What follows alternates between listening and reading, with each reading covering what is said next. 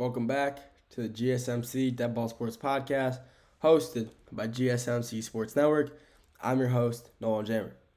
First four segments, we talked about, sorry about that. My first four segments, we talked about the NFL, the draft, talked about round one, how that went, some surprises that went and happened there. Just recapped the NBA playoffs from last night and the preview of the games for tonight as well. This final segment, we're doing kind of like a 2-for-1. We'll do a quick recap on what's going on with the Alijah Arenas, and then we'll also talk about NFL draft round 2 and 3. So we'll start off here because I got the comment, I got the little title down here. Alijah Arenas coma, son of Gilbert Arenas, an NBA legend. Alijah Arenas, one of the best players in the class of 2026, 2025, has fallen into a coma.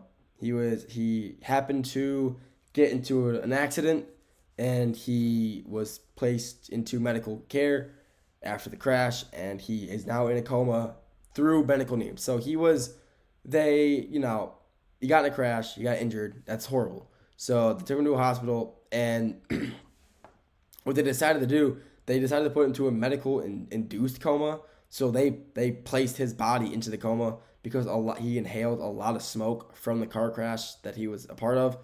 And the coma is supposedly going to help him, get the smoke out, clear his body out of all the smoke, all the toxins, all that. So we're hoping for a speedy recovery for him. Phenomenal player. He plays like his dad. Gilbert Arenas is obviously not one of the greatest of all time, but one of the most. He's got a phenomenal highlight reel. Gilbert Arenas' highlight reels are really good. There's nothing most you can say about that. Gilbert Arenas is a great basketball player, and I'm really hoping for Alijah to get well soon again. That's just really it. So, yeah. All right. I just want to talk about that real quick. We'll talk about the NFL draft. So, yeah, that wasn't surprising. So, NFL draft rounds 2 or 3.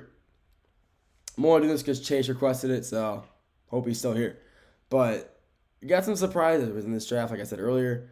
But a surprise I want to talk about, like I mentioned earlier, Shedeur Sanders is still on the draft board at round 2. Round 2 and 3 starts at 7 o'clock tonight, and there is still some very good players out there on the board who have not been chosen. Shedeur Sanders, he's one of them. The Browns have the first overall pick tonight, 33, and they have another pick again at 36. The Browns tonight could do what I think the Browns will end up doing. I think they will end up taking Will Johnson at 33. Will Johnson, yes, he's injured. He's got some knee problems, but he would be a huge addition to that secondary for them. Will Johnson, in my opinion, was the best cornerback, best defensive back in this draft class, and he fell so far just because of injury problems, which it's never a good thing. Injury problems will always hold a player back, unfortunately. But him falling out of the first round when he's originally a top 10 pick before he got injured, it does suck.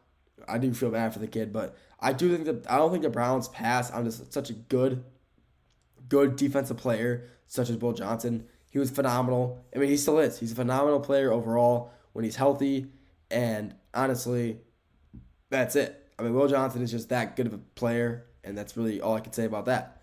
Then the Browns, again, they have the 36 overall pick. So what do the Browns really need? They got their guy. They got Mason Graham out of Michigan. So they got another defensive tackle, and they're trying to, if they want to stack up that defense, add Will Johnson, and then maybe get Mike Green from Marshall if he's still on the board. Mike Green is one of the most underrated pass rushers in the league this year, going into the draft. He's a freak. Mike Green is really, small market, but whatever. 6'3", 251. And he's he's one of the best, like I said. He's like a top 5 edge rusher in this year's draft class. And all four graded above him are already taken. So as of right now, he's still the best edge rusher on the board. And like I said, I talked about him a few days ago, but he led the FBS in sacks this year. It's 17. So, it just shows how good of a player he really is. Leading all of college football in sacks is a great stat to have for a kid. But, he's just that good of a player. He is really quick. He's fast. He's strong. obviously filling up gaps and taking the outside leverage is what he's good at. And 17 sacks, I mean, that's just adding to his resume. So if the Browns really wanted to, they could take him, with their 36 overall pick. But what will they really do? Will they go for a quarterback in Shadur or, maybe someone else? Maybe Kyle McCord or the kid out of Louisiana. I mean, honestly, what I think they'll end up doing, they could go for another receiver. And there's a lot of good receivers still on the board. Jaden Higgins out of Iowa State, Luther Burden, Missouri. I mentioned a few days ago, Troy Horton out of Colorado State. He definitely won't get chosen until late in the round, Troy Horton. He's a great player overall. But, he's he's a great player. Very underrated player. Sorry, I think it's raining here. Yeah, it's raining. I couldn't tell if it was raining, so I kept looking at my window, but it's raining. But, so I think the Browns will end up going with, the overall. I think they should take Will Johnson or Mike Green with their 33rd overall pick, get someone on the defensive side. And then for the 36th overall pick, get a receiver, get someone besides Jerry Jeudy to get, a really good receiver core going for what they got right now. There's just still, I'm not going to talk about just the Browns. I'm talking about, who players are still available. I'm surprised still are available, I guess you could say. I guess they're Jaden Higgins, receiver out of Iowa State. Probably the top 5 receiver in this year's draft class. Travion Henderson, running back out of Ohio State. his partner in crime, I guess you could say, was taken last round. And he's still sitting there. Both 1,000-yard rushers, both phenomenal. Both reasons Ohio State went to the national championship this year and won it. Because both of them are just such a good running backs. Both of them getting 1,000 yards in a season is, that's just unheard of. Getting 2 running backs in the same class, getting over 1,000 yards in a single season, in the same running back room, both getting 1,000 yards in college, that's unheard of, I feel like. So, Travion Henderson will be a steal wherever he goes. Who needs him? Honestly, who could he fall to? That could be, honestly, that's a good question, honestly. I know no one asked that, but who could he fall to? Honestly, a lot of teams. I feel like the Saints kind of need a running back. I feel like Alvin Kamara's hurt a good amount, and I feel like they won't draft him, but I was gonna say the Giants could use a good running back, especially because they just got Jackson Dart and Abdul Carter. Add someone explosive on the offense, Travion Henderson, that's their guy for that. So he could definitely fall there. I do want to talk about Shadur Sanders again. I can't believe he's still on the board. Like I said earlier, though, he had some pretty bad draft interviews.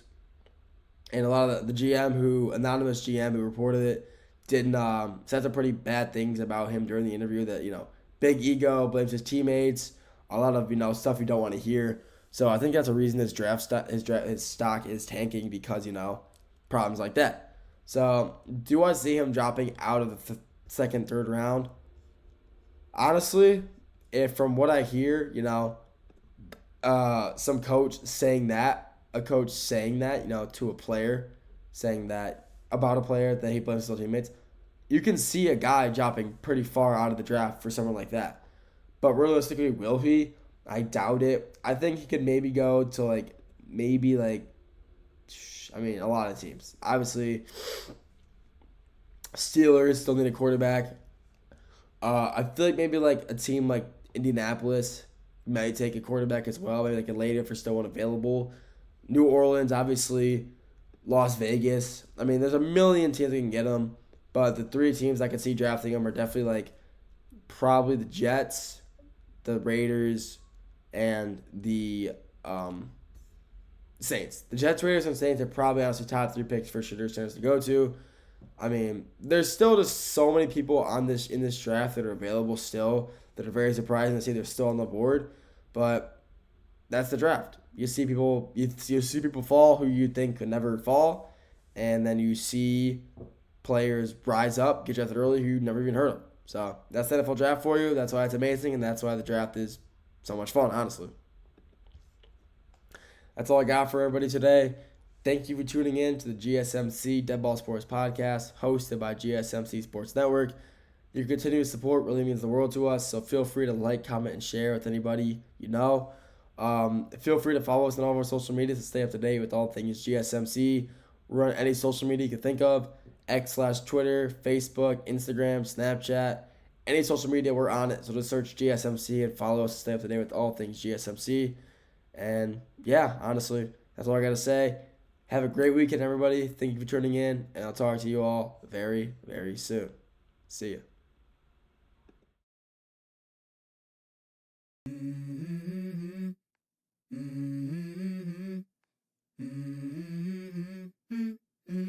Let's go. I wake up to a little bit of drool on my pillow, feel like it's gonna be a bad day.